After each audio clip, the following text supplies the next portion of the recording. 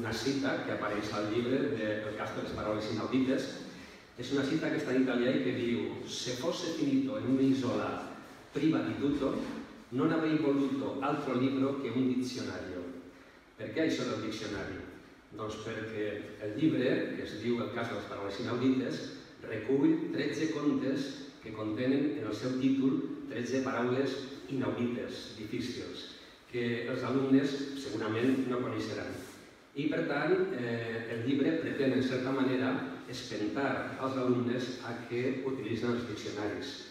Els professors sabem que els alumnes usen els diccionaris quan el professor ho mana, quan els diem «busqueu tal paraula al diccionari», l'usen. Però aquí, per exemple, és un cas real, un alumne de segon de l'ESO me deia que el llibre que havia manat per al tercer trimestre tenia moltes paraules difícils que no entenia i, per tant, era un llibre molt difícil. I li vaig dir, quantes pàgines té el llibre?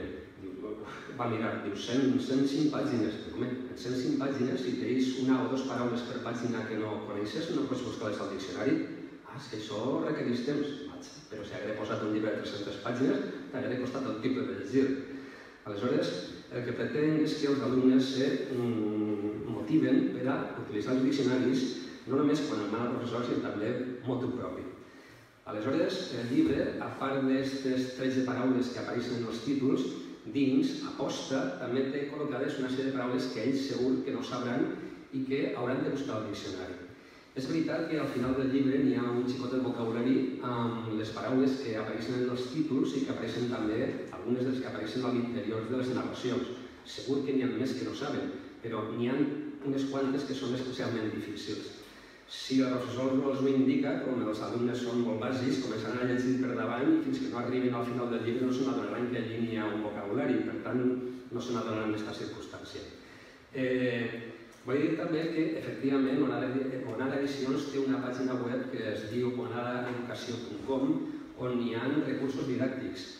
En el cas meu, en aquesta pàgina tenim un breu repàs per la història dels diccionaris generals, i després en particular dels diccionaris catalans, també sobre tipologies de diccionaris, i en acabant n'hi ha unes activitats que no són les típiques activitats d'identificar el narrador, si és intern, si és extern, quin és el desenllaç, descriure els personatges, sinó que el que tenim són 13 jocs amb diccionaris.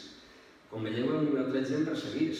13 contes, 13 jocs amb diccionaris. N'hi ha una paraula, que és la paraula, l'he de mirar, triscaidecafòbia. Triscaidecafòbia és una paraula inaudita, potser molta gent no la coneix. És un neologisme, de fet no ve als diccionaris més recents, no està al diccionari normatiu valencià, tampoc està al DIEC, no apareix, però en canvi sí que apareix a la pàgina del Tercat i diu fòbia al número 13. Com veieu, a mi el número 13 no em preocupa. He fet 13 contes, he fet 13 jocs amb diccionaris i per si això no fos prou, el meu cotxe actual és matrícula 0013 i 3 lletres més, per tant jo no tinc problemes amb el 13. Doncs bé, dic que n'hi ha 13 jocs amb diccionaris per a practicar a l'escola, estan fets per això, perquè requereix un director de jocs i després diverses persones per a participar en ells. Parlar després del mestre Francesc Mira és molt complicat, així que anem a fer una xicota pausa i a fer un joc, participarem en un joc. És un dels jocs que apareixen en aquesta pàgina didàctica. Com ara no tenim molt de temps, perquè només tinc 10 minuts, aleshores anirem molt ràpid. Simplement planteja el joc i vostès pensen la resposta que creiem que és l'adequada. Un dels jocs que apareix és trobar l'accepció falsa. Una paraula polisèmica dona diverses accepcions, una de les quals s'ha escolat i cal que els alumnes la detecten. He buscat una paraula que no és adequada per a l'alumnat, sobretot per a l'alumnat de primer cicle de l'ESO, que és per al qual va dedicar aquest llibre, que és la paraula enclusa. I cal diferenciar, cal distingir quina és la paraula que s'ha colat entre les tres que tenim, la definició que s'ha escolat. Bloc d'acer que s'utilitza com a suport de les treballs manuals de forja. Aquesta és la primera accepció. Segona accepció, obra feta amb pedres grosses i blocs tirats a l'aigua per a formar un dic. I tercera accepció, os de l'orella situat entre el martell de l'estrep. Alguna idea quina és l'accepció que s'ha escolat? La segona, perquè la segona és una escullera i no és un estrep. No és una exclusa, perdó, no és una inclusa. La escullera, la segona accepció, era la falsa i que havia que descobrir. Bé, aquest és un dels jocs. N'hi ha molts altres, n'hi ha en total 13 jocs. El joc que segurament més us agrada és el joc de la paraula definida. És a la inversa del que fem habitualment, que és buscar paraules que no coneixem al diccionari. Jo us dono una definició i ells el que fan és descobrir quina és la paraula que defineix. Per exemple, poso també uns casos. En l'edat antiga, persona encarregada de redactar i copiar textos. Primera definició. Dic 3 definicions. Segona, cos inanimat que se suposa que ha sigut ressuscitat per bruixeria, que no té voluntat i que es mou com un autòmat. I tercera definició, persona religiosa que es retira a un lloc solitari per a dedicar-se a la contemplació, a la pregària i a la penitència. I els alumnes van apuntant quina és la paraula que jo intento definir. De fet, sempre pregunten, i quin és el premi? I jo us dic en broma, n'hi ha un premi metàl·lic.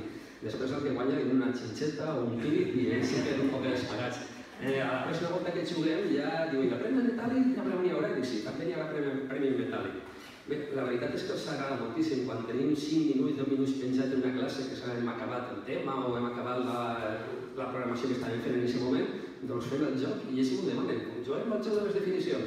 I deprenen i s'entretenen un poquet i utilitzem aquests jocs. Ja dic que n'hi ha 13 jocs. Bé, comentava que n'hi havia 13 paraules inaudites amb les quals he fet jo aquests contes. Quan llegia m'anava apuntant paraules que em pareixien curioses, bé per la seva sonoritat, bé perquè la seva definició, i algunes d'elles les vaig triar per escriure històries. De fet, algunes paraules no m'inicia cap història la descartava, o alguna paraula em pareixia molt complicada per a escriure una història.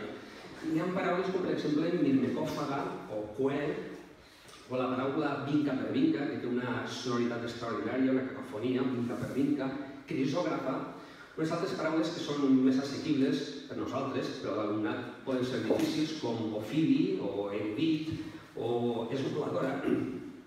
I bé, jo he fet una tria d'aquestes 13 paraules i he escrit unes històries. L'últim dels jocs que apareix en la pàgina didàctica és justament que ells mateixos escrivien un conte. Pot ser un microconte de 30 paraules, o pot ser un conte de 100 paraules, de 150, o les que ells vulguin, les que el professor els manen. De fet, hi ha una sèrie de paraules que apareixen allí i poden ser unes altres que el professor elegisca, com psicofanta, la present o la paraula tole-tole. És una paraula que vaig conèixer fa poc de temps i que m'ha cridat moltíssima atenció. És una paraula composta en guionet, tole-tole, paraula curiosíssima. O l'última paraula que me vaig dir justament ahir i que vaig buscar al diccionari, perquè jo soc un assidu buscador de paraules al diccionari. Ahir, en una lectura de selectivitat de juny del 2014, em vaig dir la paraula accelerat. Era d'un fragment de Josep Lozano i la vaig buscar al diccionari. No estava ni en el diccionari normatiu valencià ni en el diccionari DIEC. La vaig tenir que buscar al diccionari català valencià balear i posava criminal. Accelerat, criminal. Doncs aquesta paraula me l'he guardada per si de cas en un futur puc fer un conte amb aquesta paraula nova que he incorporat en aquesta llista de paraules inaudites. Acabe dient que el llibre està pensat per a alumnat de primer cicle, sobretot de segon, podria també llegir-se en tercer de l'ESO. Els contes són independents, són 13 contes independents, tan sols n'hi ha 2 contes que van seguits, el conte segon i el conte últim, l'últim és la continuació del segon. Són històries independents, personatges diferents, trames diferents, per tant no cal llegir-los tots, se pot fer una selecció, el professorat pot llegir i dir-se llegeixen estos 8 i els altres no. N'hi ha alguns que són més senzills, altres que són un poc més complicats, alguns són més llargs, uns altres són més curts, i les trames són diverses, n'hi ha que són de ciència-ficció, n'hi ha que són d'amor, n'hi ha que són d'aventures, n'hi ha que són humorístics i uns altres que parlen sobre els valors. I no res més, i se passa al pròxim escriptor. Moltes gràcies.